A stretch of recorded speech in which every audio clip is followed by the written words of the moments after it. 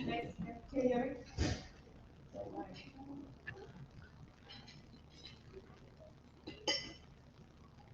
she doesn't. Oh, because that's your mic. Yeah. Sorry.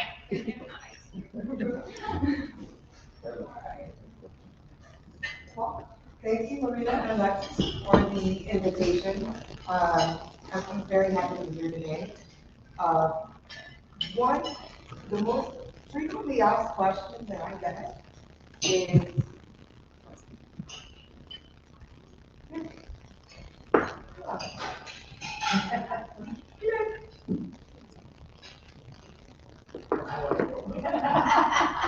I see, you know.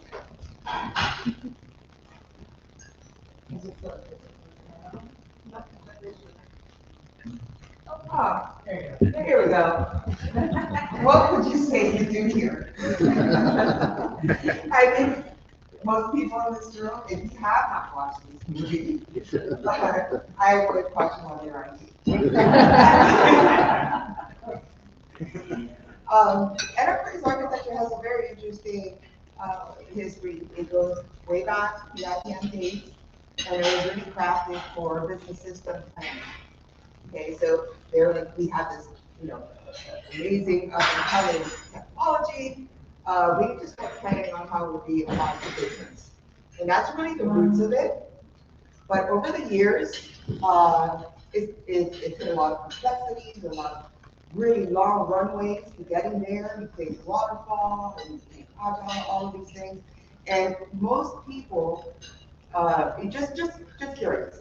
How many people in the room have an enterprise architecture practice in their organization? All right.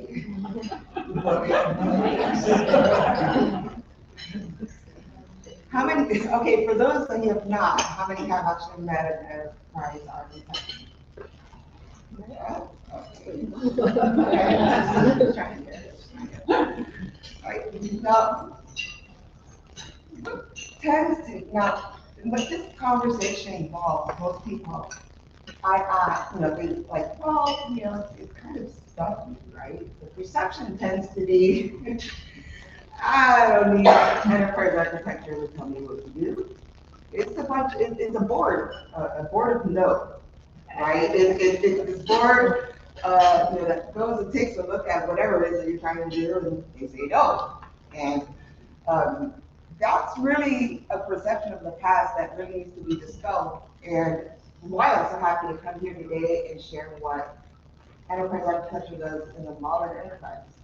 Because it's not really about a board of no. It's actually not with an N, it's a board of no with a K. Okay, it's about knowing what's coming. It's about planning for the future. It's about setting strategy. And I'll be honest, today I don't even have a nameplate here yet. I'm actually just a fresh member. So, but before joining, I took a look at what's Civ's mission. In the top three, regarding the alignment of IT and business, it's about partnership, the creation and sharing of best practices, the effective, efficient, and innovative business use of IT to continuously bring market.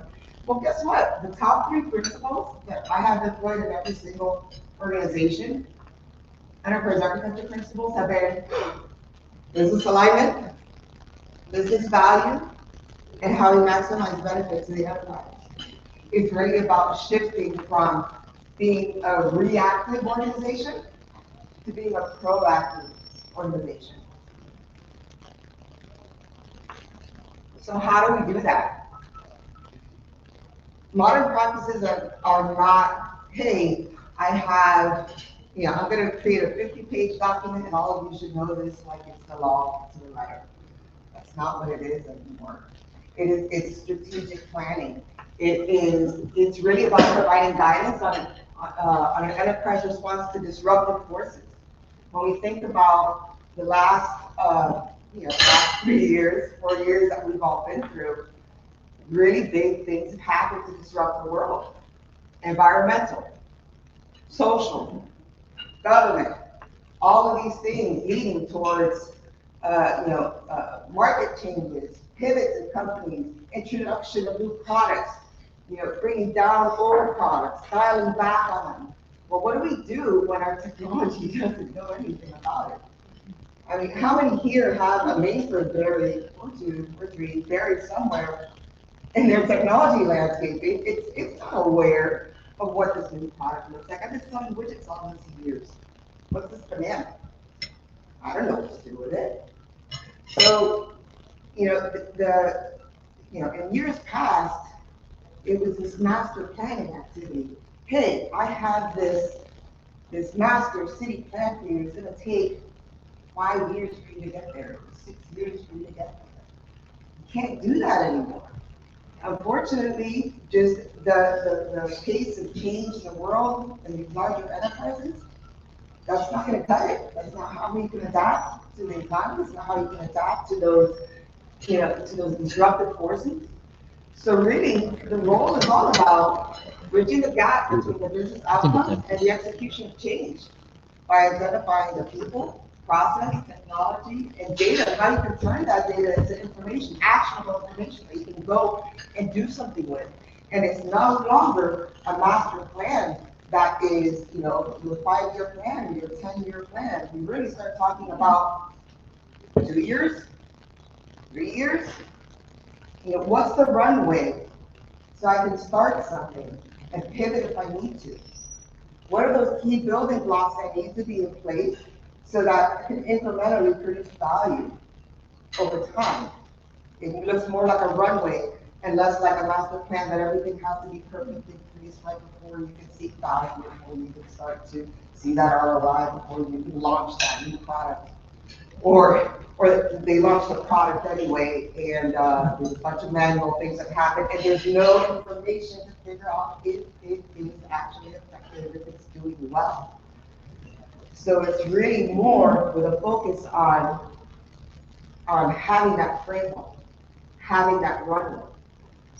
These are the key pieces that I need. It's my springboard.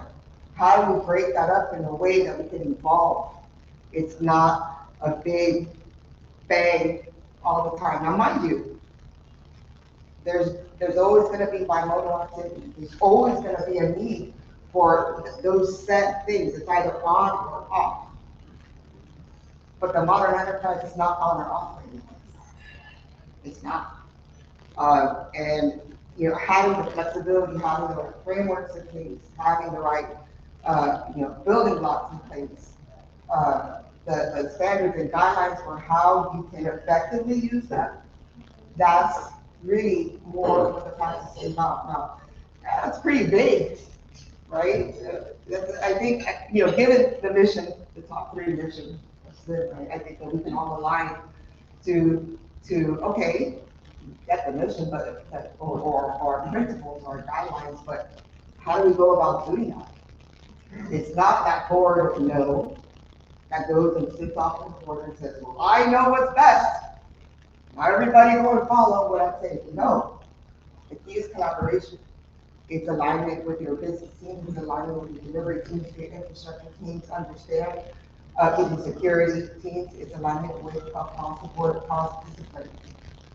And understanding what those outcomes are necessary for the business, for your risk mitigation, security, for your compliance. It's tying those things together and design for it. So it's not, I'm sitting off in the corner. Actually, in order to achieve that, we operate more like an internal consulting agency. Now, you think of the service catalog that I tend to import really falls under these 4. Although, depending on the organization, on what makes sense, how your departments are set up, this can vary. You can flex, right? There are areas of expertise in certain technical domains, and how you scale that. But generally, when you start to think about it as more of an internal consulting agency and less about the board of no, it unlocks a whole lot of value and insight and value. And the key value drivers are, when we talk about strategy development, some of the services that we provide are, business technology capability market. okay, I want to start selling bananas instead of widgets. Okay, what does that mean? Well, you have your product information, and you have to change the systems like this, and we have to adopt it this way.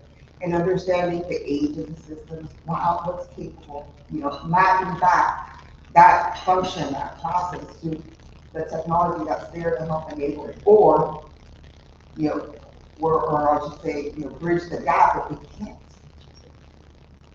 Understanding that maturity model is the first step. And then from there, are we hot? Is the technology mature enough to handle this? If not, what's the roadmap to get there? How can we incrementally go from low maturity to medium, high to highly proficient? And hand in hand with that, when you roadmap, there has to be the appropriate funding for it. You have to have your investments that align for that because technology is free. So we do a lot of investment analysis financial reports, right? What's the burn rate? Does this make sense to put in the cloud? Does it make sense? It's not going to pencil out to do that. It might make sense to leave it be in a data center because it's more effective that way.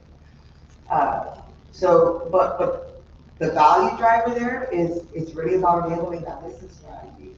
And the thing is, a lot of people, I hear this all the time. Oh, well, business says this or business says that. Well, guess what? IT is a business unit too. There are outcomes that we target, right? We want to improve the way our speed of delivery. We want to improve our automation, our tool sets, how we can best drive value. So when we talk about strategy enablement, it's not just to sell that particular product, because the reality is that you can't run a business these days without technology as its backbone. And when it comes to innovation, it's really the technology trend analysis, understanding the age of the technology that's enabling that, and really taking a look at, does it make sense to introduce this into our ecosystem now? Do we have the skill set? Does the investment make sense? Well, what is this metaverse thing or this hologram? How does this apply to our everyday as a business unit? It's understanding when is the right time, depending on the size of the organization. You could cause your own disruption internally that can have a negative effect if you try to introduce something too soon. Right? There's that notion of being cutting edge versus leading edge. And is your organization ready for bleeding edge? Is that what you're chasing? Or maybe right there have that balance of innovation and steady state operation and how you can tie those things together. And to tie them together, the next is really solution design. This is what these are solutions architects. They understand what that strategy is, what that long strategy is, but what's the solution right now? How do we bundle those things together, those guidelines, and understand what's in the toolbox? How can we tie this together? This landscape is huge. How do we integrate it?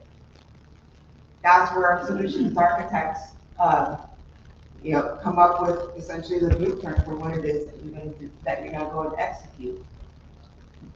Tying those together, so far we've got business strategy enablement. We have growth boosters with innovation. Maximize benefit by plotting out how you're going to use it, the reusability of the solution at hand, so that when you build one, you use many. And then, of course, the most famous one, architectural governance and compliance.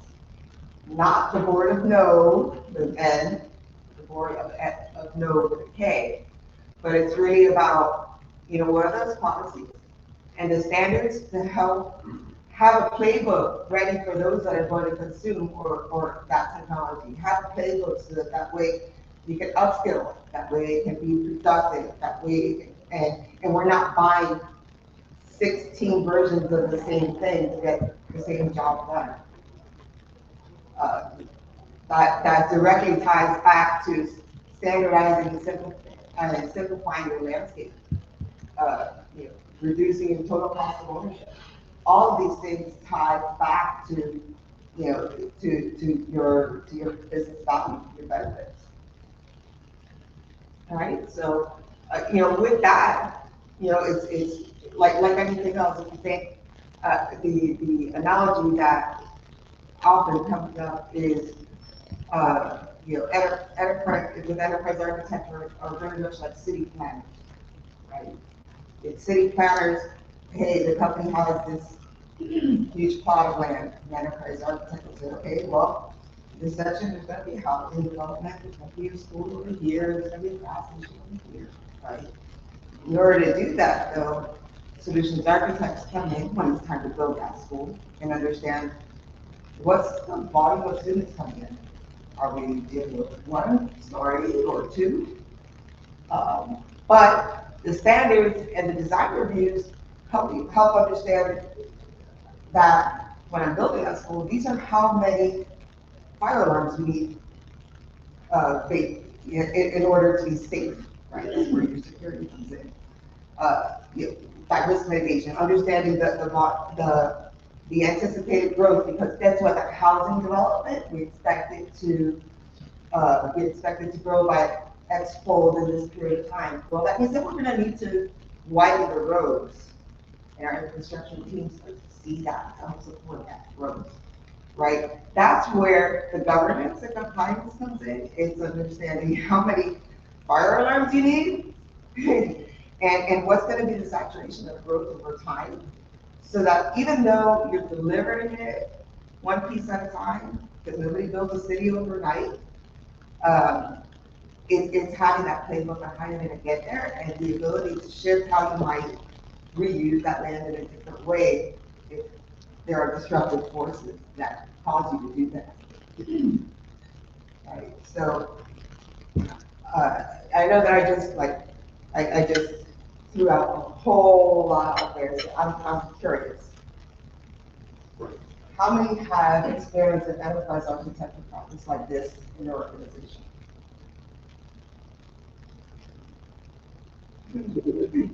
That's pretty sad. And it starts to clarify, right? And that's why I was so happy to accept this invitation today, because this is what the function of enterprise architecture means in the modern enterprise today. It's how we pivot, how we shift, how we drive value. It's not just blueprints, not just a gavel or a rubber stamp. There's a rhyme and a reason to it. And the key to being able to achieve these things is ensuring that, collaboration is key. Because the minute that you think you know everything, you know nothing. It's really tight partnership across disciplines, across business functions. And again, it goes back to operating like an internal consulting group, right? How many have experienced large consulting groups coming in and saying, hey, you're doing we have to come in and help you develop a plan, but first we need to learn your business. First we need to learn your landscape. First we need to learn, well, what if you had a team that was dedicated to that understood your business and your landscape and all of that? How much faster could you get to the answer? Right? So that's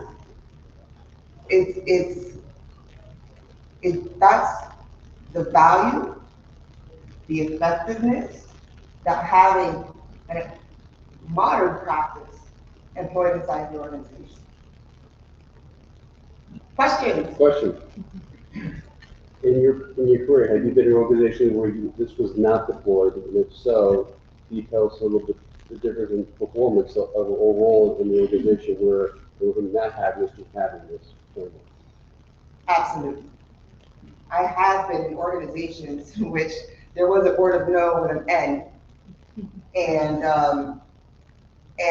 a lot of great activity. So what happens when you have very ambitious teams and they say, well, great thing that they said no, or that's a great suggestion, but I'm gonna go and do this instead, right? The side effect of that is you have proliferation of data, highly complex landscape, really high cost, and very slow movement. Typically, for it to change into something like this, it's a top-down change agency.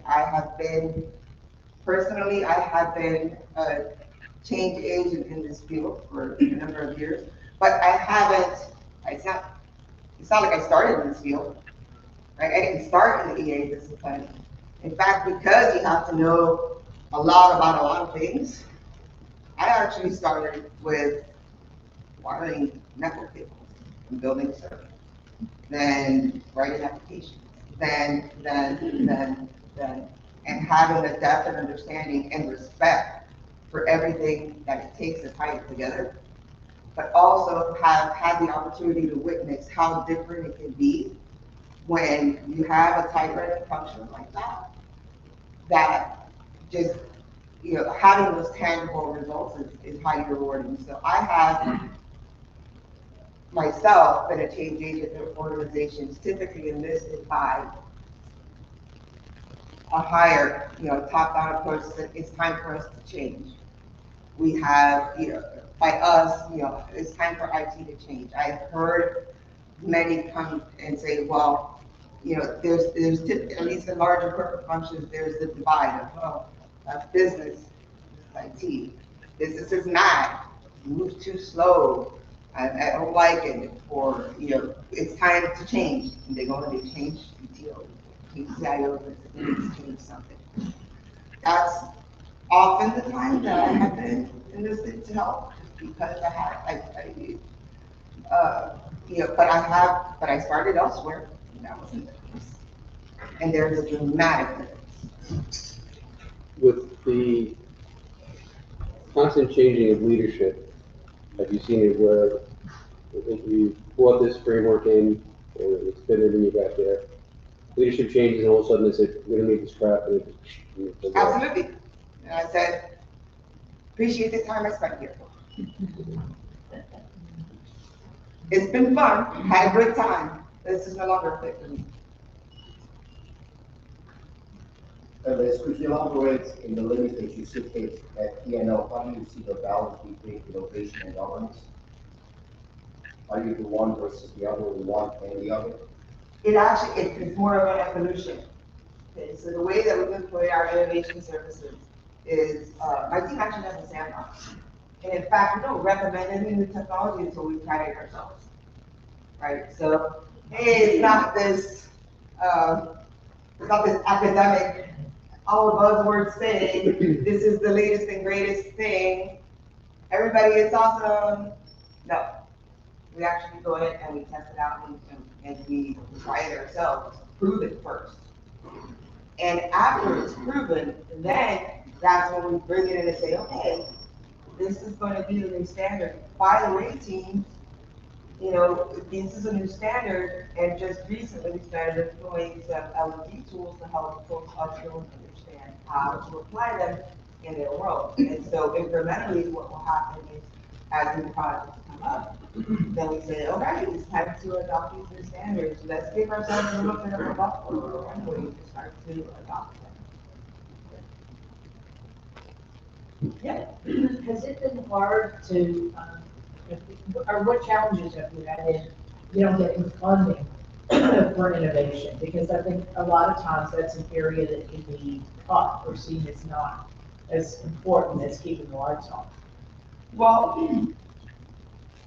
what I have done personally, I've had many challenges. You call it out, hey, I'm going to have an innovation hub. That doesn't typically work because it's not going to pencil out. But by incorporating it into some of the standard operating procedures into your operating expense budget, right? Into your capitalization rates and how that works. Sectioning off that time for people to dedicate to that. Otherwise, it's just like upskilling, right? If you think of it that way, that research, that trend analysis, right? It's pulling it into your everyday, is how I have found it to be most effective. If you try to have a bubble, a team that's off on its own, guess what? That takes us right back to that ivory tower mentality. Oh, this one group knows how to innovate everybody. How well does that work if everybody else isn't on board to help try that change? Yeah, you're not gonna have the team or the resources to be able to, deliver at scale. Great question, though. Any other questions? I could go on this all day, I love this stuff. So if one of us is in an organization, we don't have this, how would you recommend we pursue to implement such a framework? Is the biggest challenge culture and education, or is it something else? Well, yes, I would say the biggest challenge is, well, first, education. Because once folks are educated, because we are all in a highly educated field, once they're educated, then driving that cultural change starts to shift, right? And some of it, it's a little mix of, is the education, is the culture, there's process adjustments too, right? People, process, technology, information. Yeah, that's, going back to the prior slide, right? You could apply this to, most obstacles. You really think about it. People, process, technology, and information. That's how using this for cornerstone, grabbing a bit of it, a small slice of it at a time, is how to drive change. It's basically now the speed at which you can do it. That's definitely subject to to the leaders and having the buy-in. That it is time for change. In your experience, sorry, follow-up, in your experience, stereotypically, you got the businesses saying IT sucks, you move too slow, you got the IT saying, you guys understand frameworks or rules, and you're going off the rails. Who has been, You don't say. who has been the greater challenge to convince to bring to the center to say, look, this is a good framework, we should be following it. This side's more difficult, and the IT side's more difficult.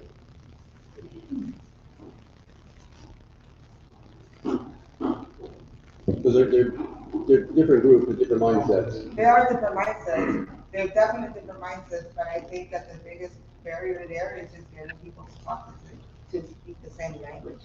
Because I think what you'll find is, although business team, hey, you're off the rails, right? They're innovators in their own way, Mm-hmm. and they might innovate, in the definition of their product, in their market analysis or what have you, and they'll work on spreadsheets and all kinds of crazy things to make that happen. So they'll drive innovation in their own way. On the technology side, we will turn to automation, we'll turn to, how can I employ tech for that? So it's really coming up with that common language. And hey, I'm not gonna, the business teams don't know anything about it. So translate what that framework means to them. What's the outcome that they get? What's the benefit that they get from that? They're not interested in it's this framework version, blah, blah, blah, blah, blah, blah. It's, hey, you're running off of something that's pretty old. It's not gonna meet your needs. Let's get you updated to the latest. And with that, you can get X, Y, Z outcome, right? Starting to translate into the outcomes that those frameworks and the design deploy really help bridge that gap and reduce friction. Have you seen challenges? Sorry.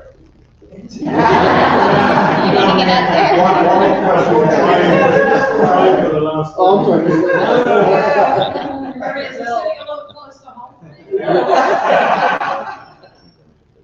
With all the different, even different personalities and different groups within IT, you got your cyber people who are unique. You got your developers with a keyboard like this, and your networking people, so on and so forth. Even getting all of them to buy into this centralized framework. A lot of patience. Okay. A lot of alcohol, okay. You know, the combination of patience and humility will take you a long way. Just a minute. That's right. And, Liz, can you share with us at TNL, what is the enterprise architecture sitting in the IT organization? What structure, whatever you can with us, and who are your horizontal and vertical partners? Who you interact with from an IT perspective? Well, I lead the enterprise architecture practice. I report directly to our CTO. My peers include technical domains in security, in data, in application delivery, in quality assurance, in digital, which is another form, is just specialized application delivery. There's actually two functions, more for consumer facing versus, you know, back of the house. Yeah, no, I think I got it. Yeah. Yeah, and within my organization, I run a federated practice. Okay, so what that means is that I have this group of enterprise architects. I also have a group of solutions architects, because my core function is responsible for strategy, solutions, and integration. However, there are specialists in those other areas that are architects as well, that understand data very well. So they contribute towards, I run a lightweight federated practice in which they participate in our architecture and governance through regular, regular collaboration, regular communication, and also, across the board, everybody's contributing towards those, in one way or another, towards those core features. Mr. Moore had a question. Yeah. Question. So I, Coffee. so I had a bit of an observation as well as maybe a question. This is great. So I've been around the block a few times and I don't have to worry about this anymore because I'm retired. So I just wanted to give some input as having been a national, international CIO. I think picking up on one of your points, try and go to a business area, say, you know what you're doing and I need to educate you to try and do better. I think there's also a loop that has to be closed where one of the most enjoyable and innovative times I had was to provoke the business people for their dream, for their strategy. Yeah. Because they don't actually like it, and many times they don't know it. And the last thing they want to do is provoked by an IT person. So it's a very career limiting question. It is the most fun thing to do is to provoke a business person to say, what do you actually want to achieve? Get away from your spreadsheets and get the vision on the table, because you'll never get funding top down and all the rest of this unless they're really engaged in the creative side of it and have respect. Absolutely. So I was going to ask the question, how do you continue to build a business relationship with respect apart from on the golf course? Well, what you just described, I'll sum it up in that I advocate the conversation of the art of the possible. Yeah. Right? It's the art of the possible. It's engaging and what's possible may not always be positive. It could be negative. We could be having a conversation about constraints, right? Whether they're budgetary, technological, et cetera, right? But that feedback loop is absolutely necessary. It's going back to the question of, some of these technical people, helping communicate what you're doing makes an impact. Here's how it ties back, and that actually goes back to the business and technology capability mapping function, right? We know that the system is X years old, or it's brand new, or what have you. And with that, there are these limitations, or there are these new added benefits that you didn't even know existed. It's the conversation of the art of the possible. Yeah, that's right. And it's not a one and done conversation. Oh, no, this is good. No. My calendar's a nightmare. I have recurring touch bases with many of the decision makers across the board. All right, somebody else. I've got a question. Sure. If If one of your counterparts in the business function were to explain to someone else the benefit of working through this framework, what do you think some of the things they would say in business terms are? Oh, I saw a significant boost in my IRR. I couldn't believe that it came at speed, we were able to achieve this in, X in Y period of time. I thought that it was so huge. Actually, I have had business partners come and say, I am I'm so relieved, I didn't even know your function existed. Because I've had this amazing idea, I saw this YouTube video that showed how if I just install this thing, all of my problems would be solved, but I feel like that is a huge, I know what I want to do, but I have no idea how to get there. So helping drive clarity has really helped me plan out, for my organization to meet my goals. That's been real feedback. That's great. That's great. And on the same token, I think is what Marina was saying, all of your peers, some of them are here with you, right? Stacy and Supa and others. Yeah? How would they talk about you if you're not here? What would Ooh, they say? wow, that is a fantastic question. I love to hear it. I think Andrew on there on that one. This is not in the room. But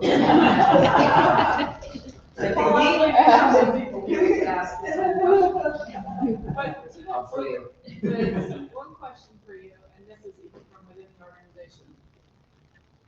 There's a lot you talk about that's kind of high level stuff, but you're also involved in the solution design.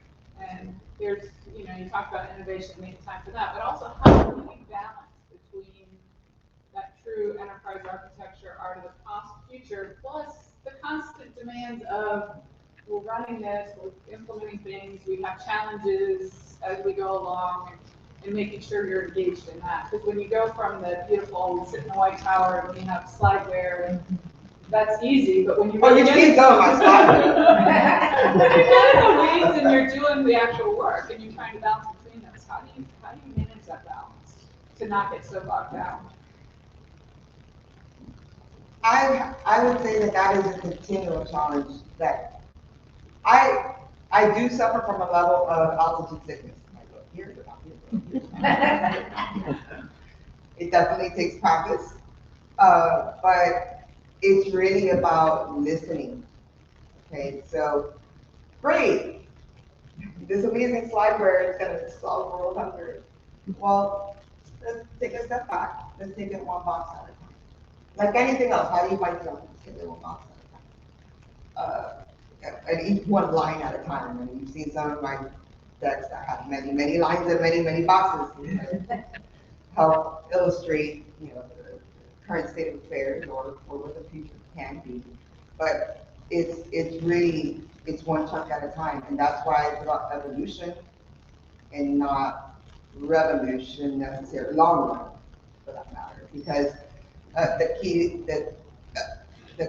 to actually meeting those outcomes is having the ability to balance innovation with your steady state operations. If you do that for each of those boxes, for every chunk, listing out what are the benefits and trade-offs, say, well, you know what? We have this project that's running fast, we have our target. I get that you want to do this, but Super's told me many times. I get the vision, but we don't have, but we have our deadline, and I'm not going to be able to address this part. And I'm like, okay, I get it. The benefits are there. This is the trade-off. I'm going to register that in my catalog. I actually do have a catalog. It's like the inventory catalog. And then what happens is over time, you see trends in that tech debt. Okay, let's bundle these together and see, how we can execute change against that, because we don't want to mortgage our future.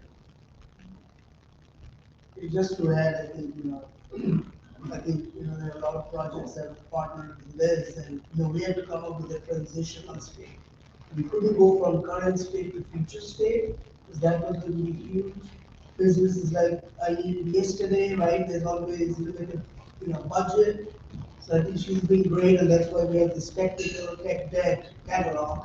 You know, say, okay, I hope you do it. Then often we'll kind of, oh yeah, this is what we said we would do, find the next project, kind of incorporate some of those, because you're not able to get funding from business to say, oh, go fix your tech debt, right? Yeah. So the way you sell it and you kind of, get it into, so I think we have a lot of areas where, maybe working on getting to the decision state, and then, okay, how do we take the next step? So it's like an iterative process. Right? And that's the combination of the roadmap and the iteration. Okay. You don't have any more questions? We have time for more questions if anyone. Then you have a few more, go. All right, there we go. I knew he was itching. He was like, I can oh. see his face. How do Oh, you, wait, I think I already got to this. how do you deal with the organizations where they said, look, I've been to this before, I've done IDLE, I've done COVID, blah, blah, blah, blah, why is the framework important? That they've always failed and you're an impediment maybe on improvement. Because I don't necessarily speak to the framework, I speak to the outcome. Ooh. Ooh. I'm only sharing my service because all the fellow IT geeks here.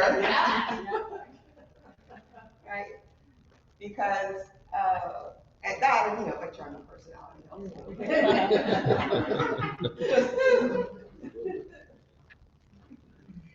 Which actually takes us back to last month's meeting where everybody's in sales.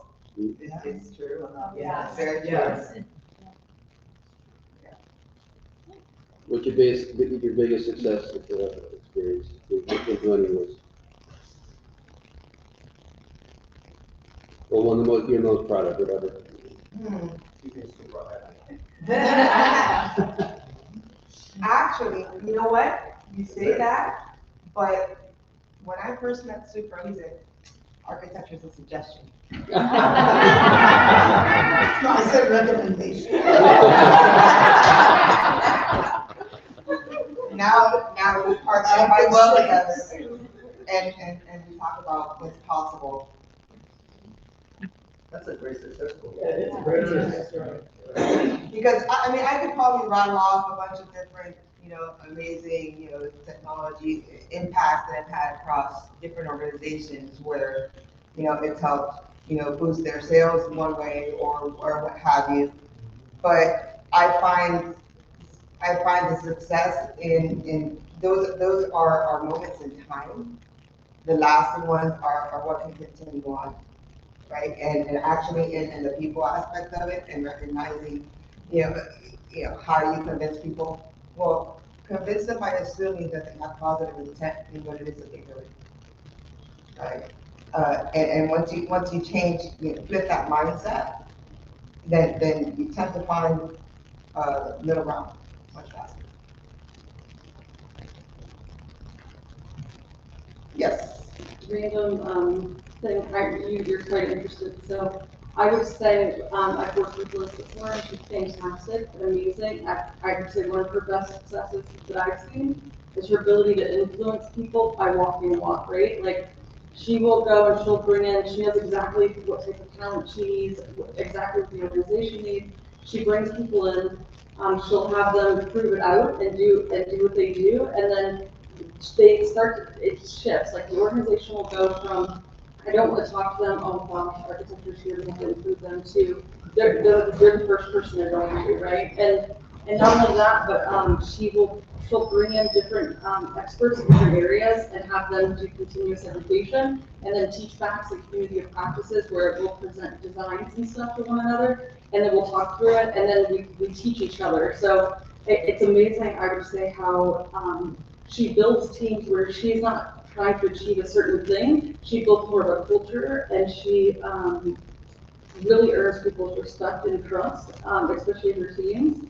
I've worked with her and been really impressed with watching her. She provokes by asking questions. She doesn't say this is what you need to do or this is what it should be. She asks them what they need. She says, well, what about this? And she just lets them talk to her. And then she kind of just listens and asks, and even with her team, you can tell she knows where she's leading us, but we're not there yet. So she'll ask questions to get our mind working so that we'll be creative and come up with solutions rather than say, here's what you should do.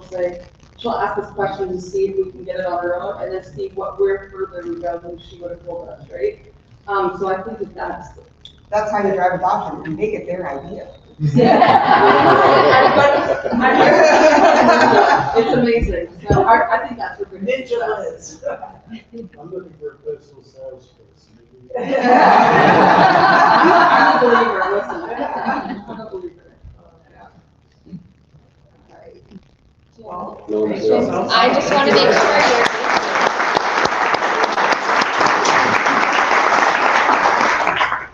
All right, thank you so much, Liz. Another round of applause for her.